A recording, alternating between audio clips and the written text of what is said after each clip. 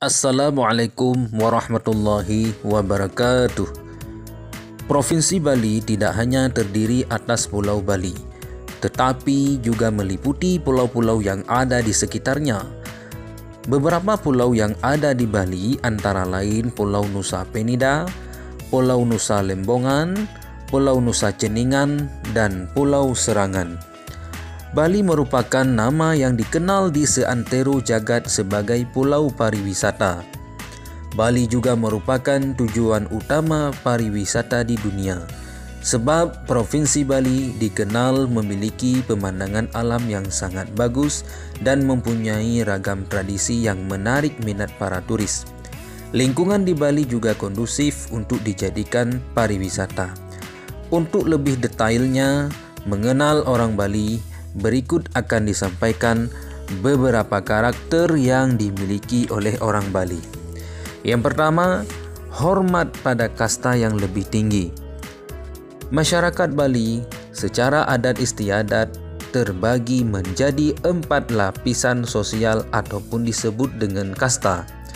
4 kasta tersebut antara lain kasta Brahmana, kasta Ksatria, kasta Waisya, dan kasta Sudra. Hal ini kemungkinan terjadi karena pengaruh Hindu yang masuk ke sana. Jumlah ketiga kasta teratas yaitu Brahmana, Ksatria, dan Sudra atau lebih dikenal dengan istilah Triwangsa merupakan lapisan yang sangat kecil dari penduduk Bali.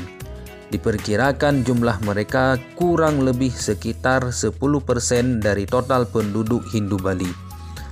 Gelar kasta tersebut masih dipakai hingga masa sekarang dan dilekatkan di depan nama. Gelar tertinggi adalah Ida Bagus, lalu diikuti dengan Cokorda, Dewa, Ngakan, Bagus, Gusti, Gusti. Ida Bagus merupakan gelar dari kasta Brahmana, sedangkan gelar Dewa, Bagus, dan Ngakan adalah dari kasta Ksatria. Gelar itu diturunkan secara patrilineal. Meskipun demikian, gelar tersebut tidak membatasi pergaulan orang Bali. Dalam kehidupan keseharian, mereka dapat tinggal bersama dan memiliki gaya hidup yang sama. Dari sini kita dapat menilai bahwa orang Bali dapat mempertahankan kultur dan mempunyai karakter egaliter. Akan tetapi, sikap seseorang terhadap orang yang mempunyai kasta lebih tinggi harus bersikap hormat dan bersikap biasa atau bebas dengan pemilik kasta yang biasa. Seorang gadis Bali pun diharapkan menikah dengan orang yang mempunyai kasta yang sama atau lebih tinggi darinya.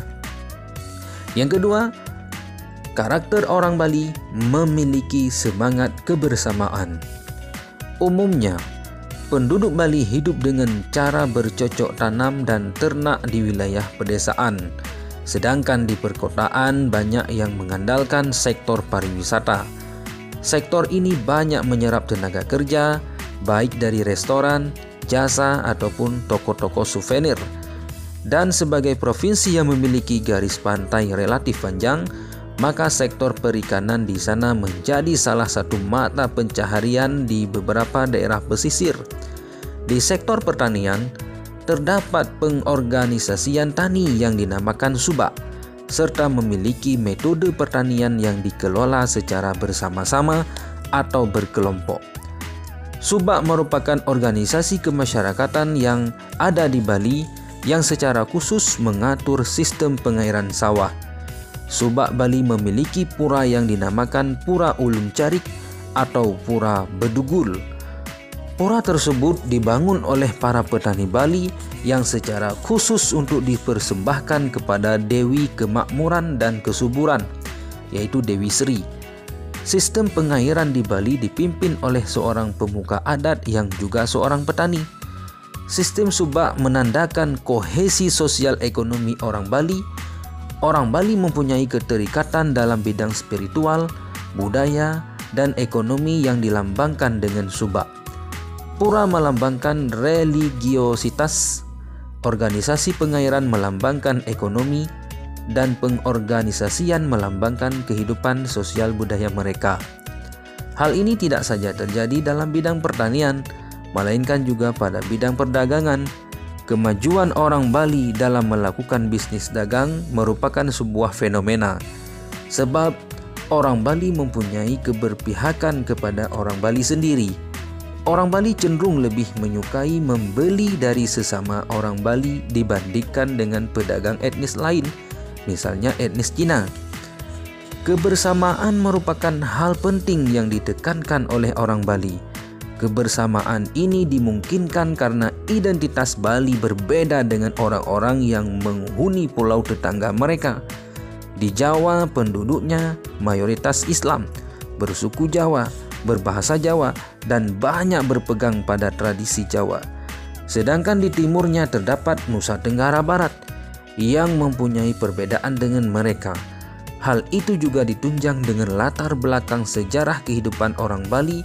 Pada zaman kolonial saja terdapat perang Puputan, sebuah perang yang tidak hanya menggelarakan sikap anti penjajahan, melainkan juga penghormatan terhadap kebersamaan dan harga diri orang Bali. Yang ketiga, karakter dari orang Bali kuat mempertahankan identitas. Orang Bali memperlihatkan kesadaran yang tinggi terhadap identitas mereka. Mereka senantiasa menampilkan identitas diri mereka di tengah keragaman bangsa Indonesia. Di Yogyakarta, misalnya, mahasiswa dari Bali juga seringkali terlihat berombongan dan mengenakan pakaian adat untuk pergi ke pura atau acara ritual di kota tersebut.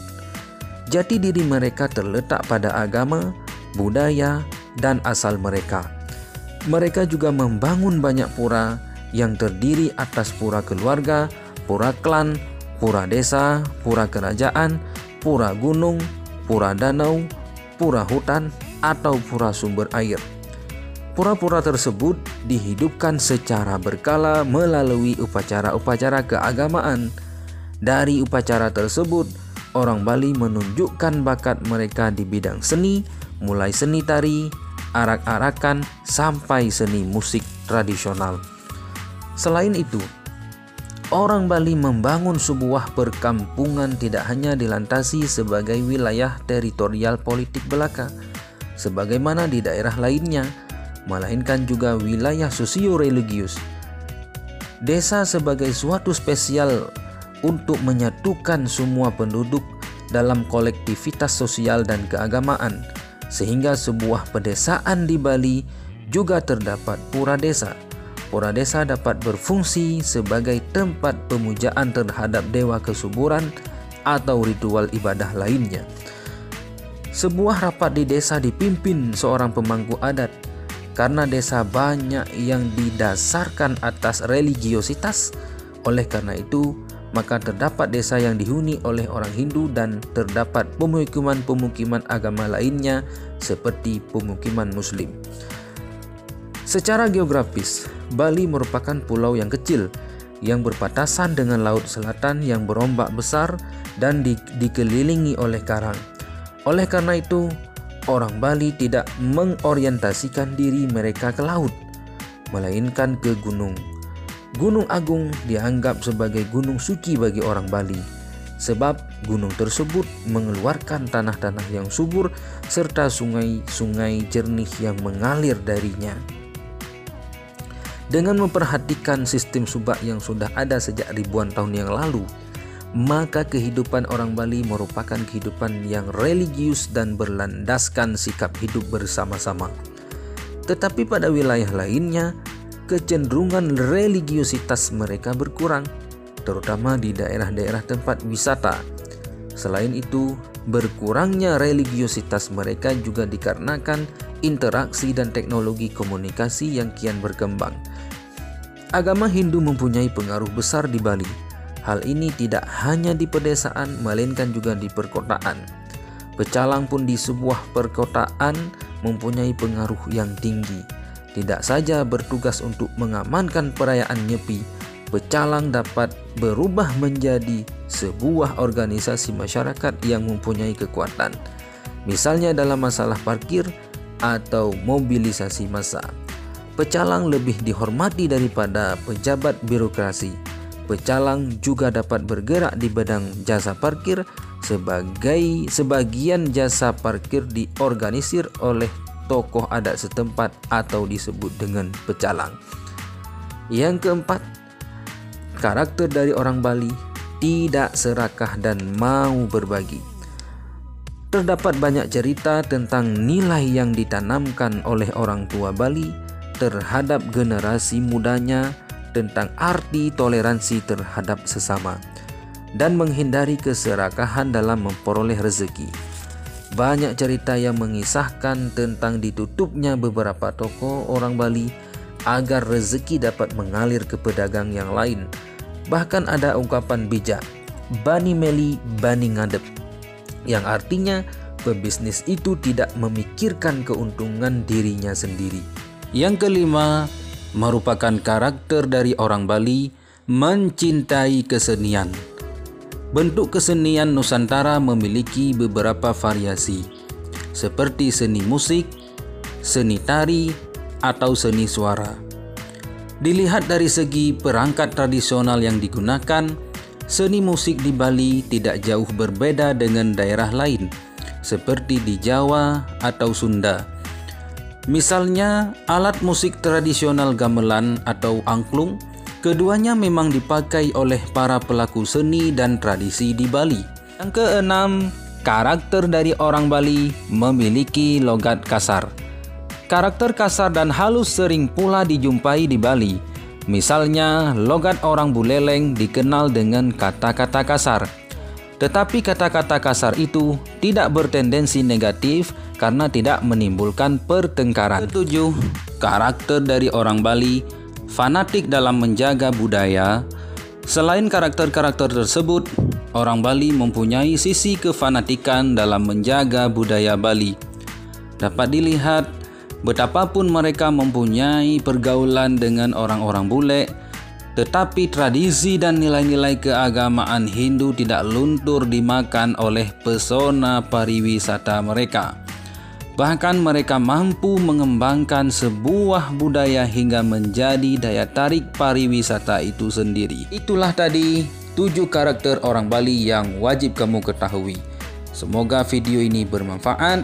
Assalamualaikum warahmatullahi wabarakatuh.